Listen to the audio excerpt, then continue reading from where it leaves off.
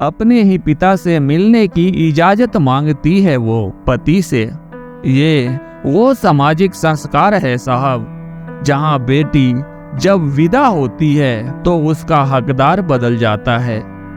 नमस्कार मित्रों, एक लड़की थी, वह बड़ी सुंदर थी। शरीर उसका पतला था, रंग गोरा, मुखरा गोल था, बड़ी बड़ी आंखें कटी हुई अंबियों जैसी थी, लंबे लंबे काले काले बाल थे। वह बड़ा मीठा बोलती थी। धीरे धीरे वह बड़ी हो गई। उसके पिता ने कुल के पुरोहित तथा नाई से वर की खोज करने को कहा। उन दोनों ने मिलकर एक वर तलाश किया।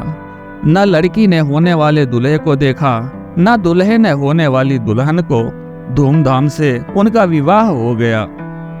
जब पहली बार लड़की ने पति को देखा तो उसकी बदसूरत शकल देखकर वह बड़ी दुखी हुई। इसके विपरीत लड़का सुंदर लड़की को देखकर वह फूला ना समाया। रात होती तो लड़की की सास दूध औंटकर उसमें गुड़ या शक्कर मिलाकर बहू को कटोरा थमा देती और कहती, जा अपने लाड़े पति को पिलाया। वह कटोरा हाथ में लेकर पति के पास जाती। उसका पति दूध का कटोरा ले लेता और पी जाता। इस तरह कई दिन बीत गए। हर रोज ऐसे ही होता। एक दिन उसका पति सोचने लगा, आखिर यह बोलती क्यों नहीं। उसने निश्चय किया कि आज मैं इसे बुलवाए बिना मानूंगा नहीं। जब तक यह कहेगी नहीं कि ये लो दूध पी लो, तब तक मैं इसके हाथ से कटोरा नहीं लूंगा।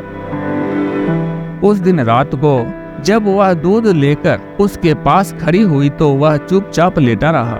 पत्नी भी कटोरे को हाथ में पकड़े खड़ी रही, कुछ बोली नहीं।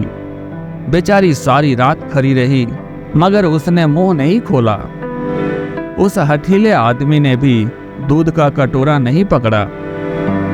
सुबह होने को हुई तो पति ने सोचा, इस बेचारी ने मेरे लिए कितना कष्ट सहा है। यह मेरे साथ रहकर प्रसन्न नहीं है।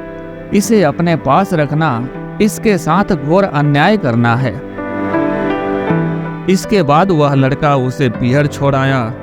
बेचारी वहां भी प्रसन्न कैसे रहती। वह मन ही मन कुढ़ती और घुट कर मरने लगी। उसे कोई बीमारी नहीं थी। वह बाहर से एकदम ठीक लग रही थी। माता पिता को उसके विचित्र रोग की चिंता होने लगी। वे बहुत से वैद्यों और ज्योतिषियों के पास गए, पर किसी की समझ में उसका रोग नहीं आया। अंत में एक बड़े ज्योतिषी ने लड़की के रंग रूप और चाल ढाल को देखकर असली बात जान ली। उसने उसके हाथ की रेखाएं देखी और ज्योतिषी ने बताया, बेटी पिछले जन्म में तूने जैसे कर्म किए थे तुझे ठीक वैसा ही फल मिल रहा है। इसमें ना तेरा दोष है ना तेरे पति का।